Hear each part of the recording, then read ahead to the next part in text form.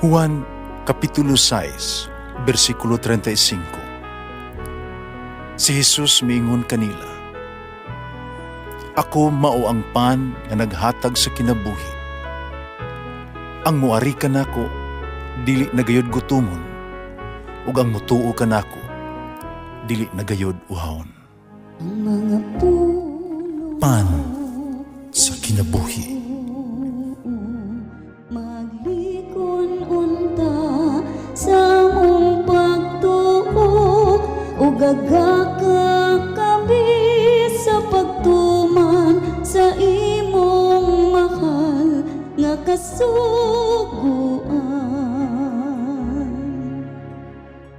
Ang Ginoo manaa kaninyo. Pagbasa gikan sa Santos nga Ebanghelyo sumala ni San Marcos. Unya mibalik si Jesus pagtabok sa lanaw, ug didto may dakong panon sa katawhan nga alirong kaniya. Umiabot ang usa ka pangulo sa sinagoga ni adtong dapita ginganlag Jairo. Sa pagkakita gyud niya kang Jesus, mihapa siya sa iyang tiilan. Napakiluoy pag-ayo na nag-ingon, "Ang akong gamayng anak nga babae na sakit, naglisod na. Adto in taon siya, hikapa aron mamaayo." Umikuyog si Jesus kaniya. Daghang kaayo mga tao nga miuban kaniya, tungod diin nagdasok sila libot kaniya. Di usa ka babae nga gitalnugan nga nag-antos sulod sa napulog duha ka tuig. Bisan pag gitambala na siya sa daghang mga doktor. Nahurot na lang ang iyang salapi apan wala gayud siya mo arang-arang ang iyang kahimtang. May grabe na hinuon. Nakadungog siya mahitungog kang Jesus. Usa misuot-suot siya sa katawhan ngadto sa luyo ni Jesus. Unya nakaingon siya sa iyang kaugalingon, "Kung maghikap ko bisan lamang ang iyang biste, na maayo gayod ako." Busa gihikap ang biste ni Jesus ug mitanuogan dayon ang iyang talinugo. Gibati niya nga naayo siya. Diya gibati ni Jesus nga daw may gahom nga migula kaniya. Busa milingi siya sa mga taong nangutana, "Kinsay mihikap sa akong biste?" Ang mga tinunan mitubag, "Sayod ka na nabitaw nga ang mga tao nagpunsisok kanimo. Busa nganong nangutana ka man kung kinsa mihikap sa imong biste?" Apan nagpadayon si Jesus palingi-lingi, pero pagsusik kung kinsa gayod ang mihikap kaniya. Ang babae nga nasayo sa nahitabo kaniya, miduol nga nagkurog sa kahadlok, mihapa sa tiilan ni Jesus, misugilon sa nahitabo. Namiingon si Jesus kaniya, "Anak, naayo ka kumikan sa iyong pagtuo. Pauli nga malinawon, ayaw na kabalaka." Samtang nagsulti si Jesus, may mga sinugo nga niabot gikan sa balay ni Jairo, miingon kaniya, "Patayin na ang imong anak. Busa nganong imo pamang samok-samokon ang magtutudlo." Pero wala tagda na Jesus ang ilang gibsulti kaniya. Ginahinuon niya si Jairo, ayaw kahadlok, salig lang. Nya wala na siya laing gitugutan pagkuyog kaniya, gawas kang Pedro o mga nagsuol nga Santiago o si Juan. Pag-abot nila sa balay ni Jairo, nakita ni Jesus ang kaguliyang kung nabati niya ang kusog ng mga hinilakay o pagbinatay. Midayon siya sa balay, umiingon kanila, "Ngano bang naguguliyang o naghilak man kamo? Wala mamatay ang bata, natulog lamang." Unya gipagula ni Jesus ang mga tao tungod kay nabugal-bugal man sila kaniya. O gidala niya ang amahan o ginahan sa bata, tulo niya katinunan ngadto sa kwarto, naghigdaan sa bata. O iyang gikuptan ang kamot sa bata o giingnan, "Talita kumi," nga sato pa, "Inday, bangon." Diha-diha ang bata nga nagpanigon og napulog duha ka tuig, mibangon og milakaw. Ang hilabihan gayud ang ilang kahibulong sa nahitabo. Apan gipinahan sila ni Jesus nga dili pagsugilon kang bisan kinsa bahitungod niini. Ug siya miingon, pakanaan ninyo ang bata. Ang Ebanghelyo sa Ginoo. Pasalamati ang Ginoo kay siya maayo, ang iyang gugma mulungtad hangtod sa kahangturan. Pasalamati ang Diyos sa tanang mga Diyos, ang iyang gugma malungtaron. Pasalamati ang Ginoo sa mga Ginoo, ang iyang gugma balungtaron.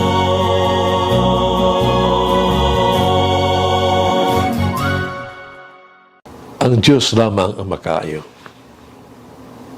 Ebanghelyo karong adlaw adunay duha ka bahin.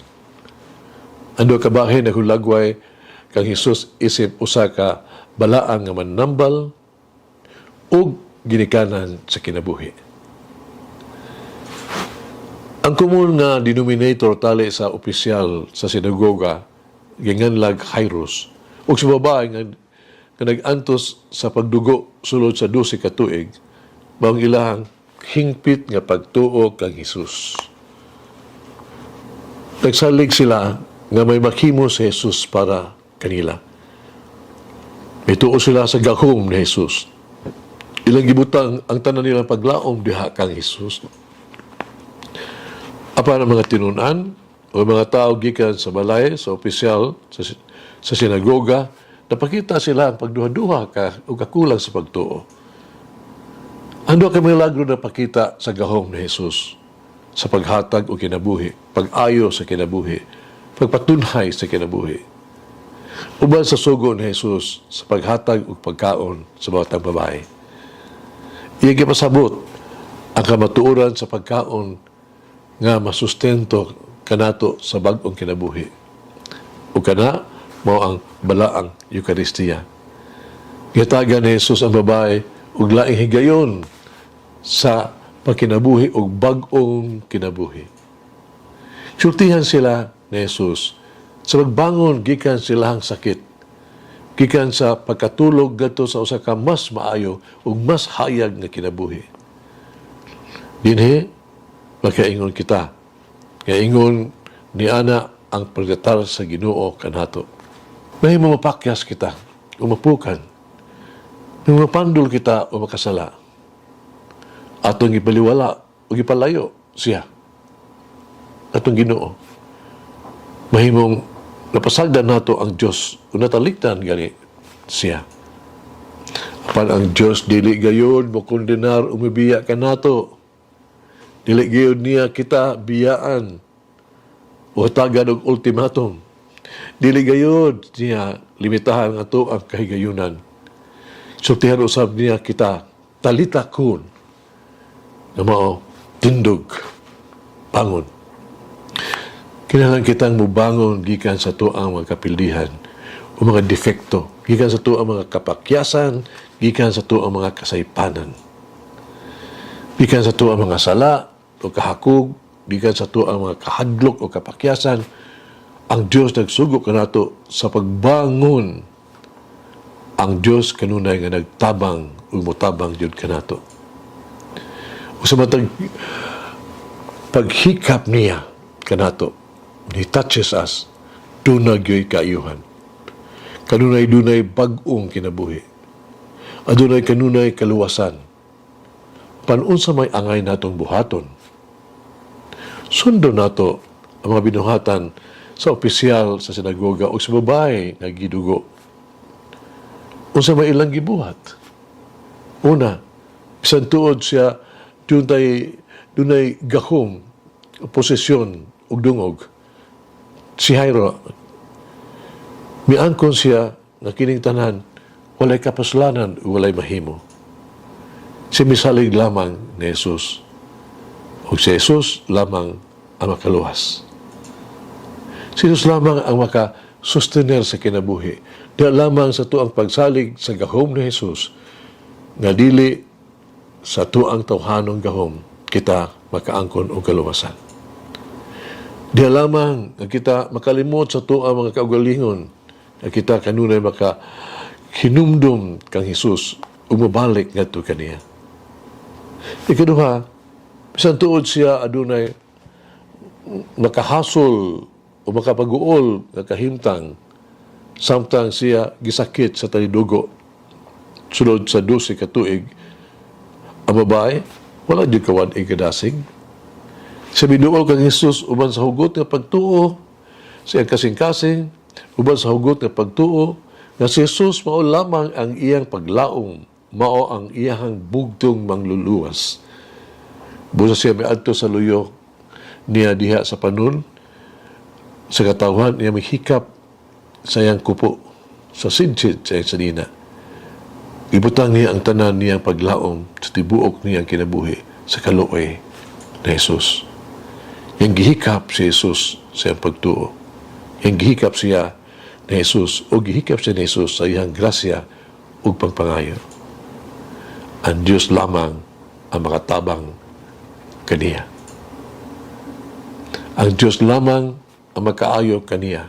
Tungod kay nag-anto siya pag-ayo sa makamot sa mga daghang doktor, naggasto siya sa tanan niya mga salapi o kaptangan, palang wala gid siya maayo.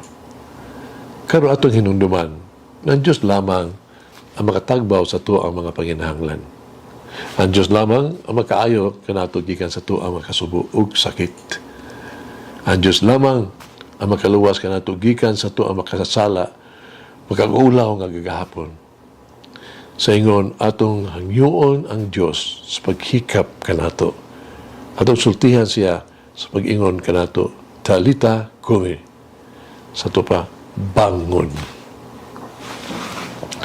Doon sa Gilanon, sa usa ka kura paroko, nagwali siyang katawhan no, sa kongregasyon, bayan sa dakong sakrifisyo nga giantos na Jesus alang kanato.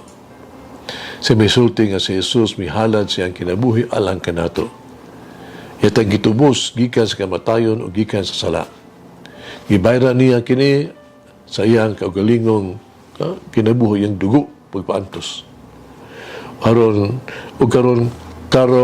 klarong mahulagway ang iyang mensahe.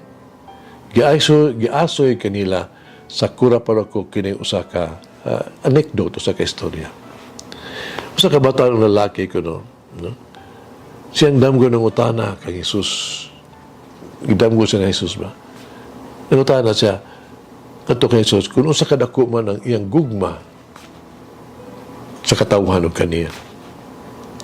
Si Jesus ang damgo mido pa sa iyang bukton ug kamot umiingon, ingon ini kadako ang gugma ko kaninyo ug andam ko magpalansang sa krus. Hagit kinabuhi. Ipresentar kang Jesus kung unsa ang gusto nimo nga ayuhon ka kaniya. Mag-ampo kita, maluluyo nga amahan, among minahal, magagagahom nga Dios.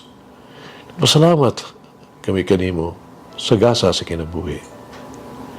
Sa pagpadayon sa among pagpanaw sa kinabuhi, paubsanon kaming maniliupo sa imong pag-atiman o sa imong gahom. Himua ang amuang kinabuhi, kagawas nun, o sa mga kasub-anan sa og kasakit. Ayuha kami sa nang kasakit o sakit. Nalipdi kami sa tanang iskandalo. Ipahalayo kami sa kaulaw. O sa imong kaluoy, pasailua kami sa tanan namong mga sala. Kaya mong ipangayo, kanimo pinaagi sa mga buhat, sa pagtubos sa imong mahigugmaong anak nga si Jesus. Amen.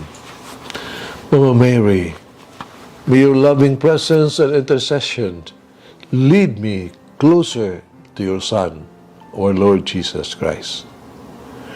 Mulangin ang Diyos magagahom sa tanan, Amahan, Anak, Espiritu Santo. Amen. May the Lord of the divine mercy Bless us all. Heal us from all diseases and suffering.